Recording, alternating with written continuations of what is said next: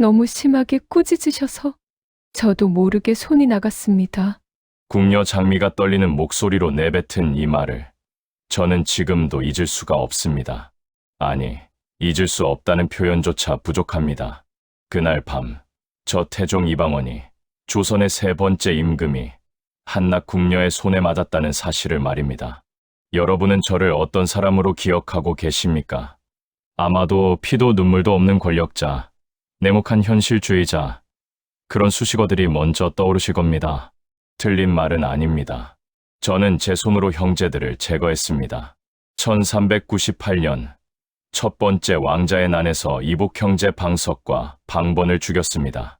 그들은 제 이복 동생들이었지만 왕위를 놓고 다투는 순간 그들은 더 이상 혈육이 아니었습니다. 오직 제거해야 할 정적이었을 뿐입니다. 4년 후인 1402년 저는 또다시 칼을 빼들었습니다. 이번에는 친형 방간이었습니다. 아버지 태조 이성계가 세운 나라, 조선, 그 왕위를 둘러싼 형제 간의 다툼에서 저는 한치의 망설임도 보이지 않았습니다. 형을 유배 보내고 그의 세력을 완전히 괴멸시켰습니다. 권력 앞에서 혈연은 아무런 의미가 없었습니다. 왕이 된 후에도 마찬가지였습니다. 저의 처남들, 그러니까 원경왕후 민씨의 오빠 4명을 차례로 제거했습니다. 민무구, 민무질, 민무회, 민무휴. 그들은 외척으로서 권력을 키워가고 있었고 저는 그것을 용납할 수 없었습니다. 왕권을 위협하는 존재는 누구든 설령 처가 식구라 할지라도 가차없이 제거했습니다. 왕비는 울며불며 매달렸지만 저는 흔들리지 않았습니다. 신하들은 저를 두려워했습니다. 아침 조회에 나가는 것조차 목숨을 거는 일이었다고들 했습니다. 임금의 비위를 거스르는 말 한마디면 그 자리에서 파직되거나 유배를 가기 일쑤였으니까요.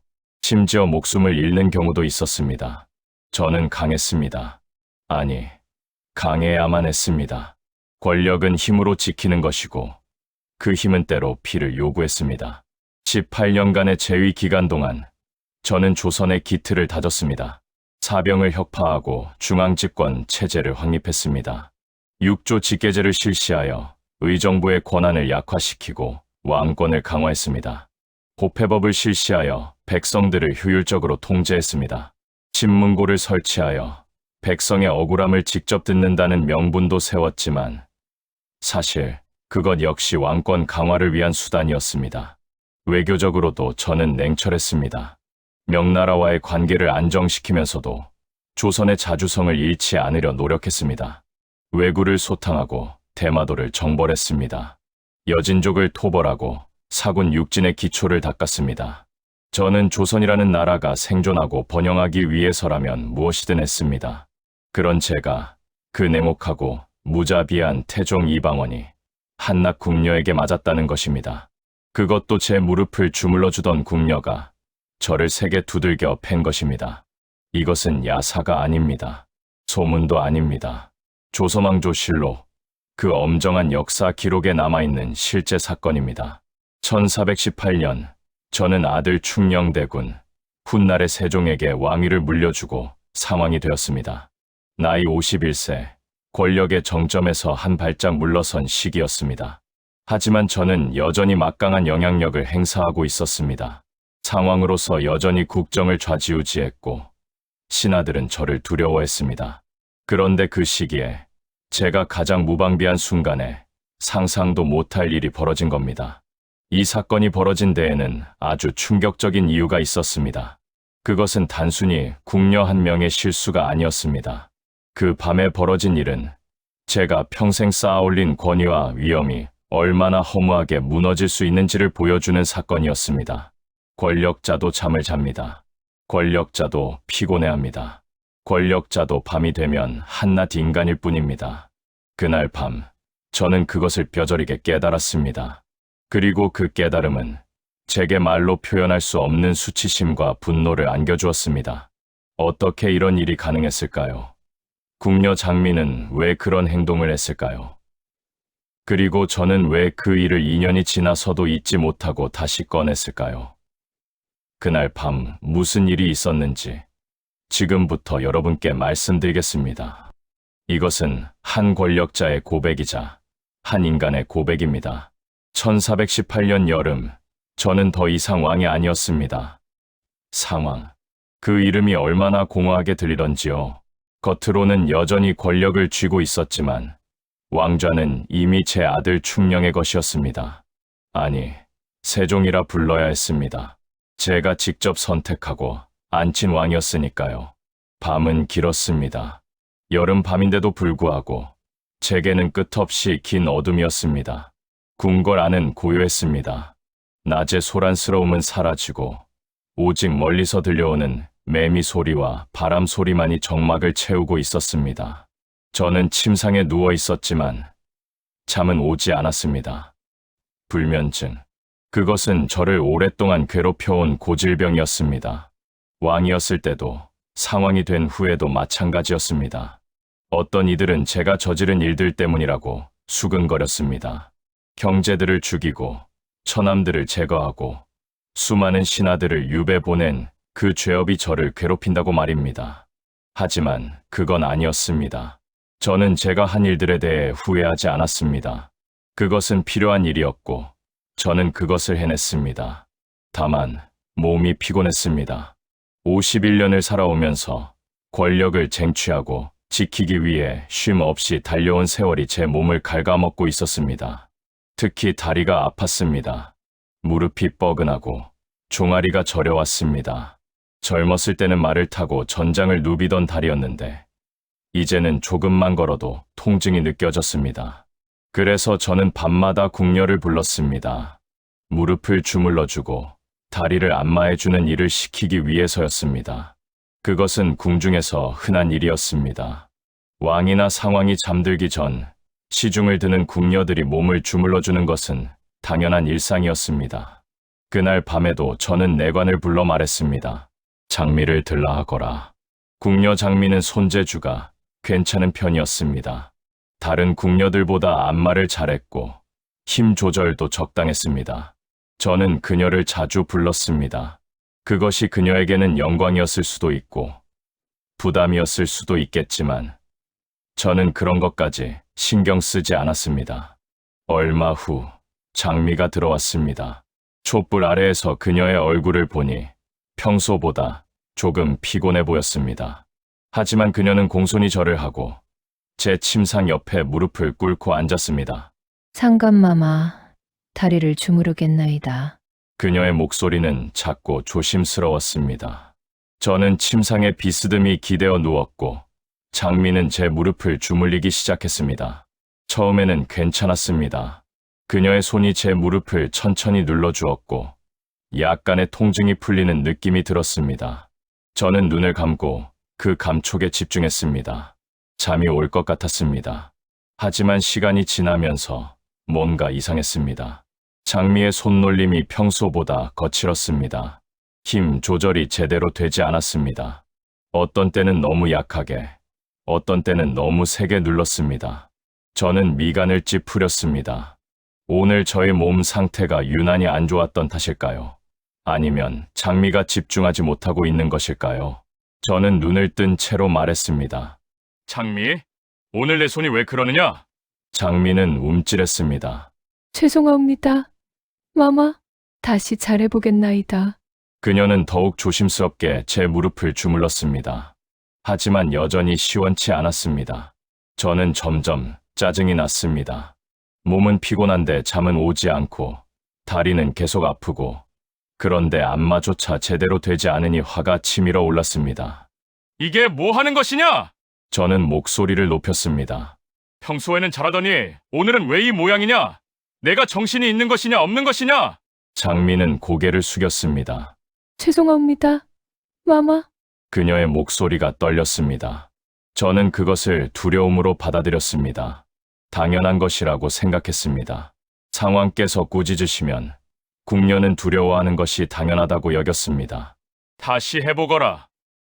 제대로 하지 못하면 물러가게 하겠다? 저는 차갑게 말했습니다.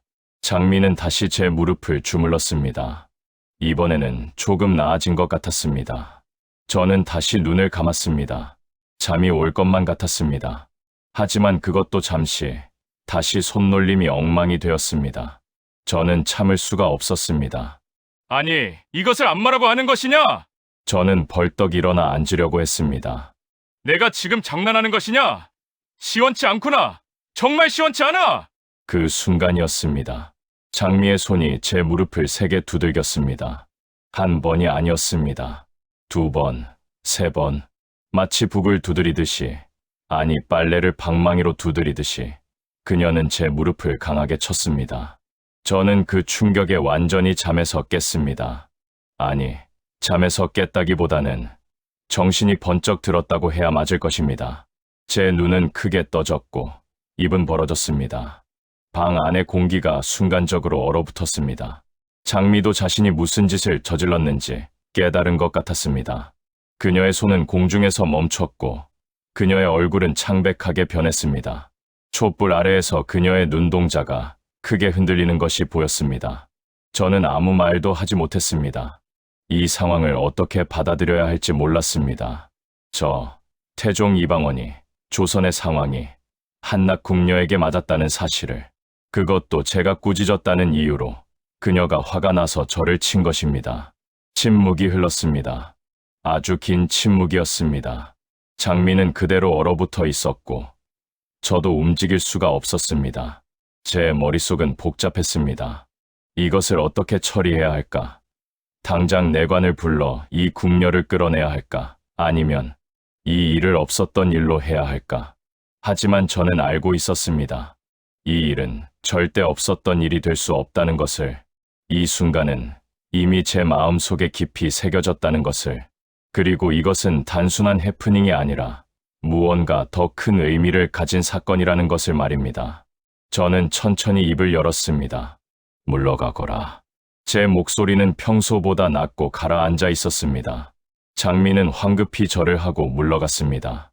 그녀의 발걸음은 떨리고 있었고 문을 나서면서 그녀는 거의 비틀거렸습니다. 방 안에 다시 혼자 남겨진 저는 제 무릎을 내려다보았습니다. 아직도 그녀의 손길이 남아있는 것 같았습니다. 아니, 그녀가 저를 두들긴 그 충격이 남아있었습니다. 저는 한숨을 깊게 내쉬었습니다. 그날 밤, 저는 결국 잠들지 못했습니다.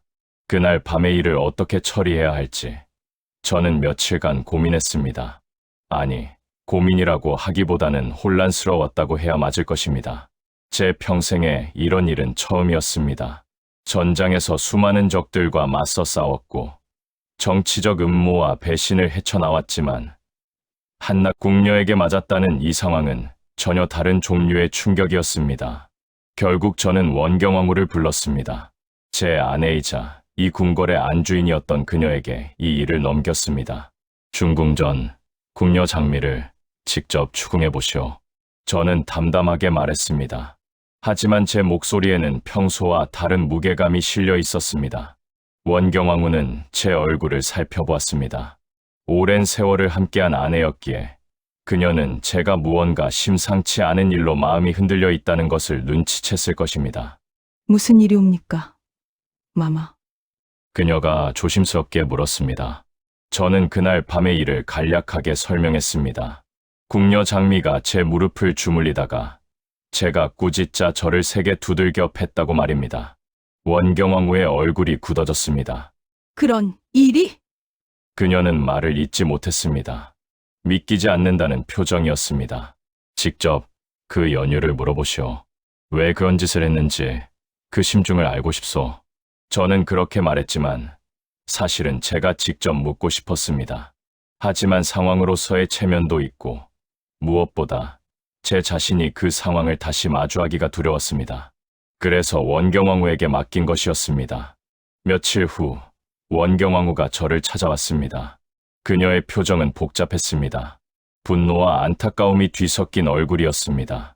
마마, 장미를 추궁해 보았나이다. 그녀는 천천히 말을 이었습니다.